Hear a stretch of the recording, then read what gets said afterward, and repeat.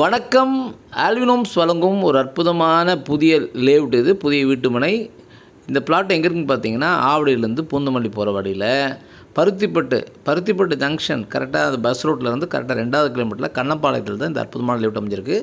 இது ஒரு CMD approve வீட்டுமனை வித் ரெராவோட கூட இருக்கக்கூடியது. இதன் விலை பார்த்தீங்கன்னா ஒரு சதுரடி 4000 ரூபா மட்டுமே. இதுக்கு 80% நம்ம பேங்க் லோன் பண்ணி கொடுக்குறோம்.